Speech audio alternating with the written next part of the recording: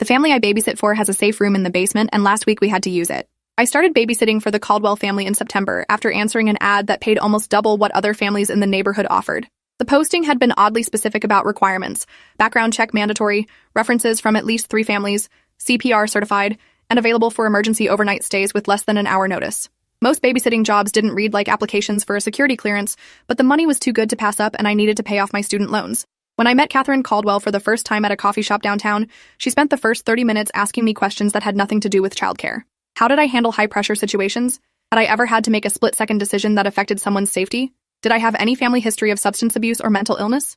I answered honestly while wondering what kind of household needed a babysitter with crisis management skills. Catherine was in her late 30s, dressed in expensive but understated clothes, with the kind of carefully controlled demeanor that suggested she was used to managing stress. She explained that her husband Dominic worked in financial consulting and traveled frequently for work, sometimes internationally for weeks at a time. They had 2 kids, 10-year-old Finn and 7-year-old Iris, both bright and well-behaved according to their mother. The family had just moved to the area 6 months ago for Dominic's job, and they were still getting settled. Catherine said she worked from home doing something vague with data analysis and needed someone reliable who could handle the kids after school and some evenings. Everything sounded normal enough until she mentioned the house had some unusual security features I'd need to learn. She said it casually, like she was mentioning they had a tricky garage door opener, but something in her tone made my stomach tighten. I asked what she meant by security features, and she smiled in a way that didn't reach her eyes. She said we'd go over everything during my first day. The Caldwell house was in one of those new developments where every home looked vaguely the same, large and modern with perfect landscaping and 3-car garages. From the outside, it seemed completely ordinary, the kind of place where families barbecued on weekends and kids rode bikes in circles. But when Catherine gave me the tour on my first day, I started noticing things that weren't normal. Every window had sensors that beeped if you opened them more than 6 inches. There were cameras in every room except the bathrooms and bedrooms, though Catherine assured me they were only checked if there was a problem. The front and back doors had biometric locks that required a fingerprint scan, and Catherine programmed mine into the system while explaining that only 4 people had access: her, Dominic, me, and their previous babysitter who'd moved away last month. The kids didn't have access codes, which seemed strange until Catherine explained they were working on teaching them responsible security practices first. Finn and Iris were quiet kids who seemed older than their ages in the way they carried themselves. Finn had dark hair and his mother's careful way of watching everything before speaking. Iris was small for 7 with blonde braids and a habit of chewing her bottom lip when she was thinking. Both of them were polite almost to a fault, saying please and thank you for everything, and asking permission before touching anything. On that first afternoon, I made them snacks and helped with homework while Catherine worked in her upstairs office. Everything felt normal until Iris knocked over her juice and immediately burst into tears, apologizing over and over like she'd committed a serious crime instead of a minor accident. I cleaned it up and told her it was fine. Accidents happened, but she kept apologizing until Finn put his hand on her shoulder and whispered something I couldn't hear. After that, she calmed down, but I noticed both kids were extremely careful about not making messes or loud noises for the rest of the afternoon. At the end of that first day, Catherine called me into the kitchen and said there was one more thing she needed to show me. She led me down to the basement, which had been finished into a nice recreation room with a TV and some old furniture.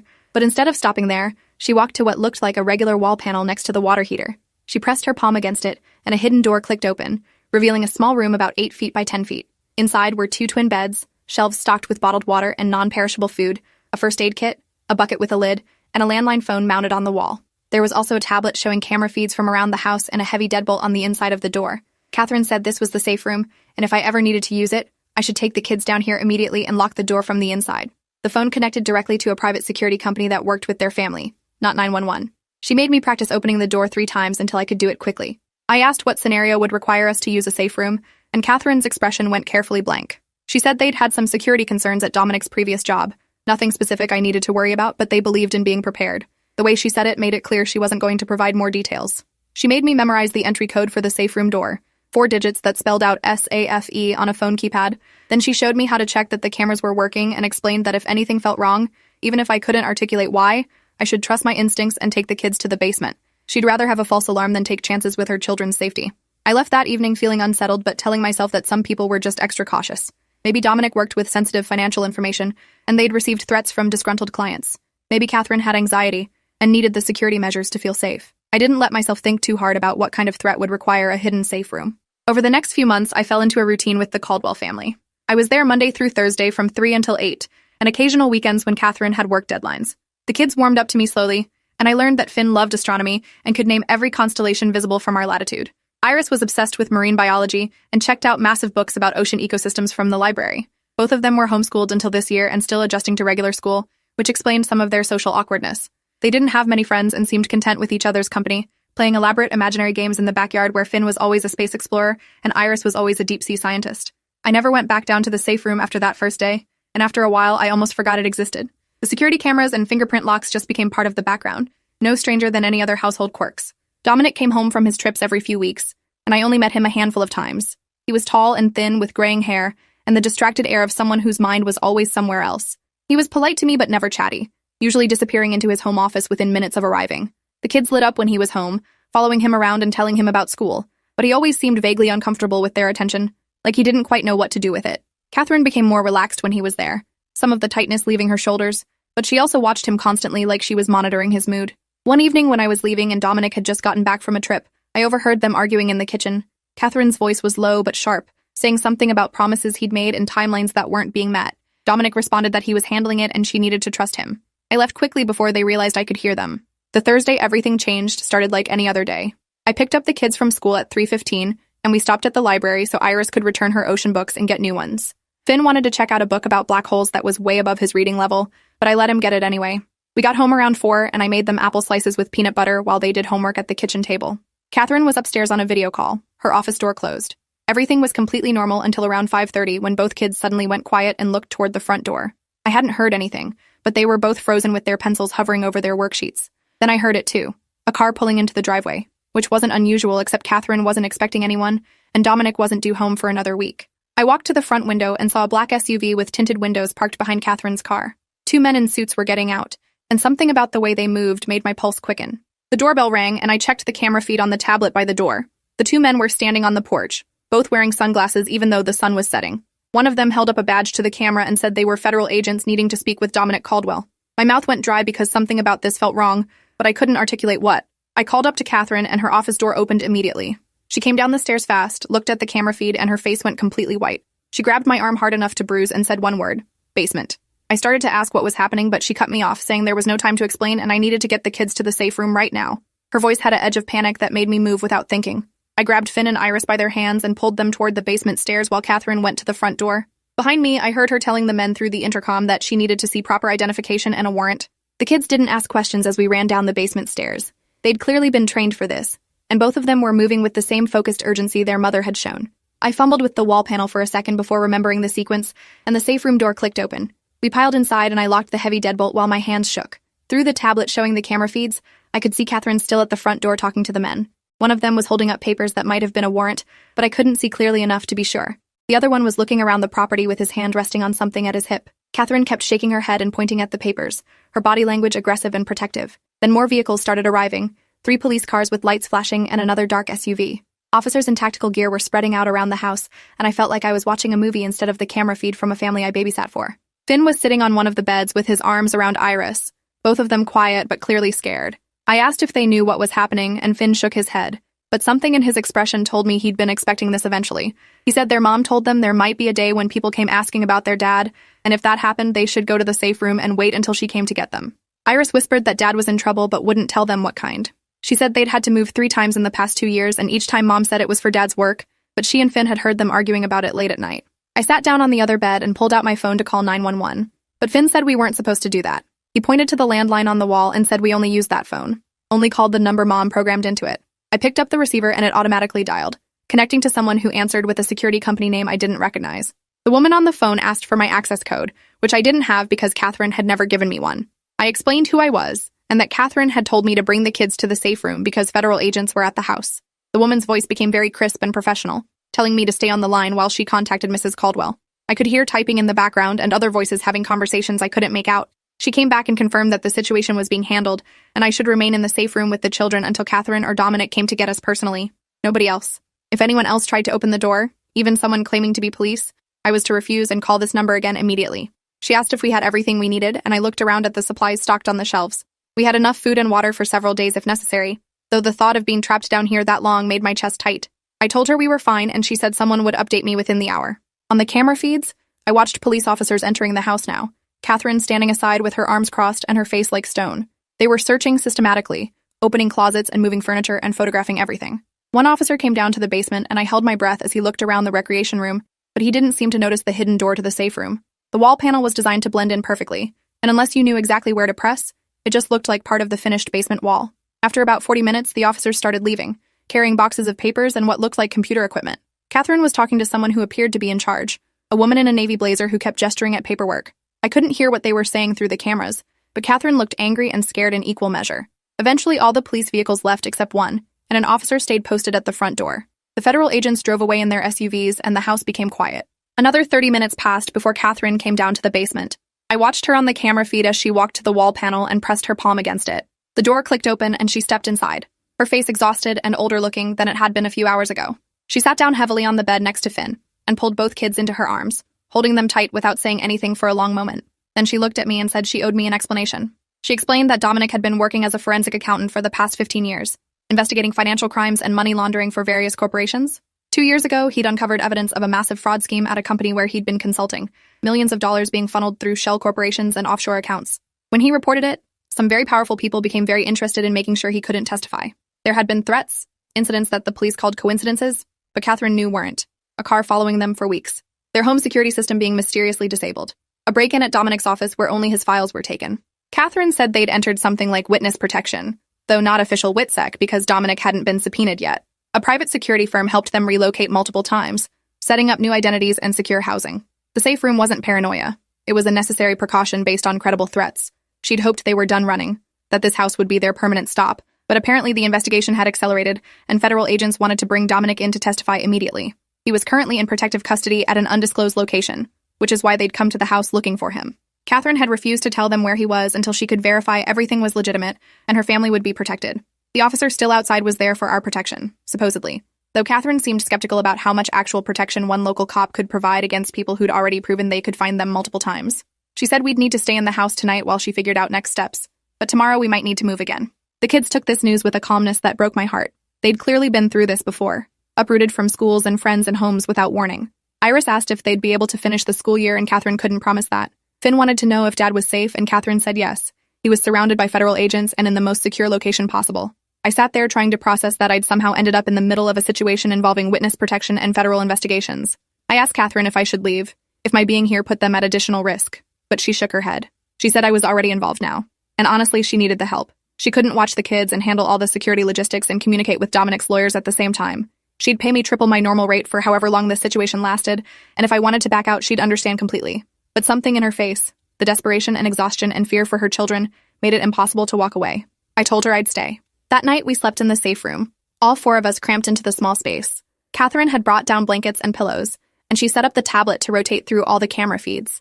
Every hour or so, I'd wake up and see her sitting on the floor watching the screens, her phone in her hand and dark circles under her eyes. The officer outside changed shifts at midnight, a different cop car pulling up and the first one leaving. Catherine watched this on the cameras and made a phone call I couldn't hear, presumably to the security company to verify the shift change was legitimate. I dozed fitfully, waking at every sound, my mind racing with questions I didn't know how to ask. In the morning, Catherine's phone rang at 6 and she answered it immediately. I could only hear her side of the conversation, but it was clear someone was giving her instructions. She said understood multiple times and when and how long. When she hung up, she told us we were leaving in 2 hours and could only bring what fit in one bag each. The next week was a blur of hotels and rental cars and constant movement. Catherine pulled the kids out of school indefinitely, saying she'd homeschool them again until things settled down. The security company had arranged a temporary safe house in a different state, but it would take several days to prepare it. In the meantime, we stayed in cheap motels that only accepted cash, never more than one night in the same place. Catherine paid me in cash too, counting out bills from an envelope that seemed to have an endless supply. The kids did their schoolwork on tablets while we drove from place to place, and I helped quiz them on spelling words and math problems in various motel rooms that all smelled like cleaning chemicals and old carpet. At night, Catherine would make phone calls in the bathroom with the shower running to mask her voice, and I'd stay with Finn and Iris watching TV with the volume up. They never complained or asked when this would be over. They just adapted with a resilience that seemed learned from too much practice. On the 5th day, Catherine got a call that changed her entire demeanor. She stepped outside the motel room to take it, and when she came back in, she was crying. She said Dominic had testified that morning and it went well, better than anyone expected. The defense had tried to discredit him, but his documentation was too thorough and his testimony too detailed. The judge had praised his courage, and the prosecution felt confident they'd secure convictions. More importantly, the main defendant had been denied bail and was in federal custody, which meant the immediate threat level had decreased significantly. Catherine said we could go to the safe house now, a property in rural Montana that was under a different name with no paper trail connecting it to their family. We'd stay there until the trial was over and the defendants were sentenced, probably 3 to 6 months. Then they'd have to decide whether to relocate permanently or try to return to some version of their normal lives. The safe house turned out to be a ranch-style home on 40 acres of nothing, surrounded by mountains and trees with the nearest neighbor 3 miles away. It had the same security features as their previous house, cameras everywhere and reinforced doors and a safe room in the basement, though this one was larger and better stocked. Catherine said the security company owned several properties like this for clients in high-risk situations. We'd have groceries delivered once a week, and no one was to leave the property for any reason. School would be homeschool only, no outside contact. I was welcome to stay and help with the kids, or I could return to my normal life and she'd pay me through the end of the year as a thank you for everything I'd done. The isolation sounded terrifying, but the thought of leaving Finn and Iris felt worse. They'd already lost so much stability, and I'd become a constant in their lives over the past months. I told Catherine I'd stay through the trial. Living in rural Montana was strange and surreal. The kids and I fell into new routines, schoolwork in the mornings, nature walks in the afternoons, and movies in the evenings. Catherine worked remotely, taking video calls in the office and emerging looking stressed but determined. Dominic was still in protective custody somewhere else, and they could only communicate through secure channels monitored by the FBI. Catherine let the kids video chat with him once a week, and both children would cling to the tablet like they could reach through the screen and hug him. Dominic always tried to sound upbeat and normal, asking about their schoolwork and telling them he loved them, but you could see the strain in his face. The trial was scheduled to last 4 months, and we were only 3 weeks into our Montana exile. Time moved slowly when your entire world was 40 acres and the same 4 walls. One evening about a month into our stay, the power went out suddenly. The house generators kicked in after a few seconds, but Catherine immediately became alert in a way that made my stomach drop. She checked the camera feeds on her tablet and saw nothing unusual, no cars approaching or people on the property. But she grabbed her phone and called the security company anyway, reporting the outage and asking them to run diagnostics on the system. While she was on the phone, I heard something outside, maybe an animal or maybe the wind, but it made both kids look at me with wide eyes. Catherine hung up and said the security company was sending someone to check the power lines, but in the meantime, we should go to the safe room just to be cautious.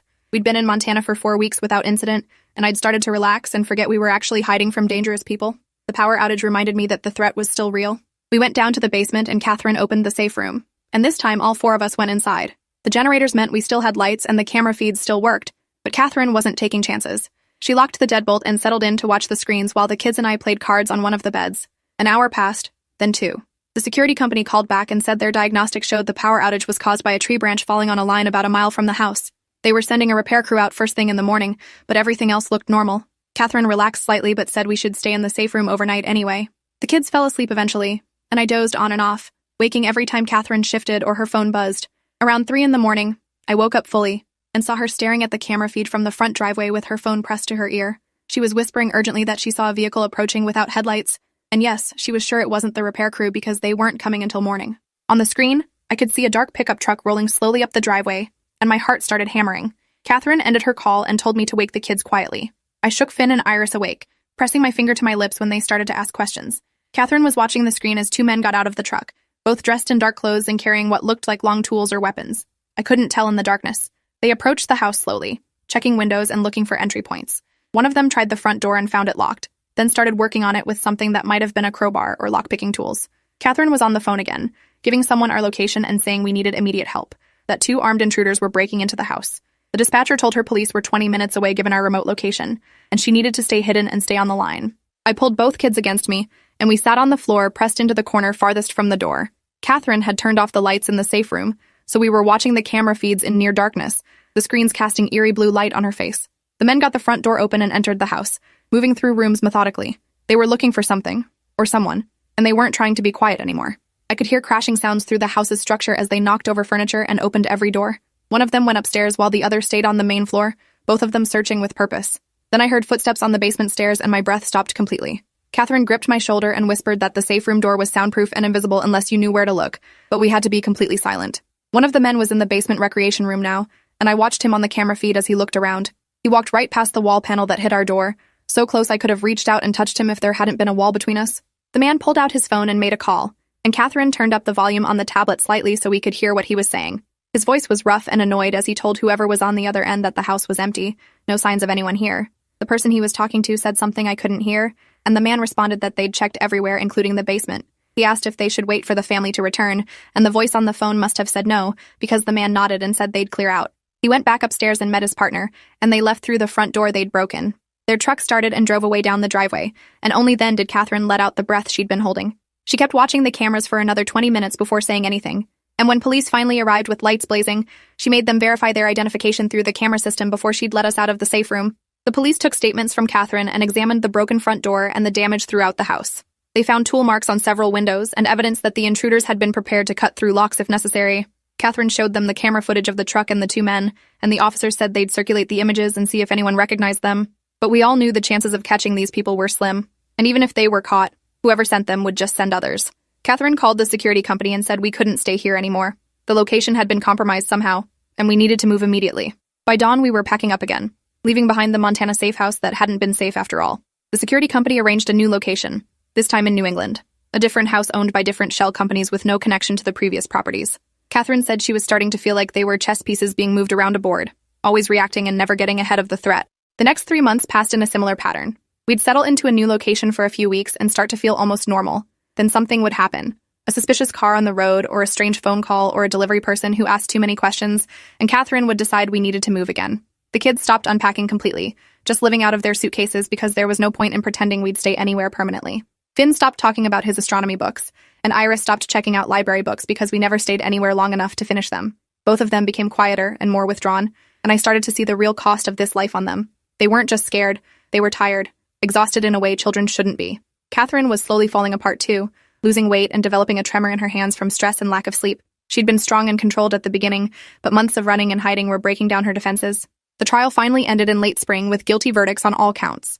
The main defendant got 40 years, his partners got sentences ranging from 15 to 30 years, and multiple assets were seized. Dominic's testimony had been the cornerstone of the prosecution's case, and the judge commended him publicly for his courage. Catherine cried when she got the news, months of tension finally releasing. She told the kids their dad would be coming home soon, that we could stop moving and start building a real life again. The security company arranged one final relocation to a city neither Dominic nor Catherine had connections to, a place where they could start fresh with new names and new backgrounds. It wasn't official witness protection, but it functioned the same way. They'd be the Bennett family now, and I'd have to stop calling them by their real names. Dominic would work remotely under a different professional identity. Catherine would continue her data analysis work from home. The kids would enroll in school as Finn and Iris Bennett, and maybe this time they'd be able to make friends and stay long enough to keep them. My job officially ended when they settled into their new house in the new city. Catherine paid me everything she'd promised plus a substantial bonus, enough to pay off all my loans and have savings left over. She thanked me for staying through everything, for protecting her kids and never asking too many questions. She said most people would have walked away after the first incident, but I'd stuck with them through months of chaos and fear. The kids cried when I said goodbye, and I cried too because I'd become attached to them in a way I hadn't expected. They asked if I'd come visit, and Catherine said maybe someday when things were more settled. But we all knew the truth. Clean breaks were safer, no connections to their previous life that could be traced. I hugged them both and told them to be brave and remember they were strong enough to handle anything. Finn whispered that I was the bravest person he'd ever met, and that almost broke me completely. I went back to my normal life, but nothing felt normal anymore. I'd jump at unexpected sounds and check over my shoulder constantly. I couldn't watch the news without thinking about all the things happening behind the scenes that regular people never knew about. I thought about the Caldwells, or the Bennetts, or whoever they were now, and hoped they'd finally found safety. I thought about the safe room in the basement, and how many times we'd had to use it, each time wondering if this was the day something would go truly wrong. I thought about how ordinary their house had looked from the outside, just another family in a nice neighborhood, while inside they were living in constant fear. You never know what's happening in people's lives just by looking at them, what threats they're facing or what measures they're taking to survive. Sometimes the normal-looking house with the perfect lawn has a safe room in the basement, and sometimes you end up using it. Appreciate you watching this far. If you enjoyed it, drop a like, leave a comment, and subscribe so you won't miss the next story.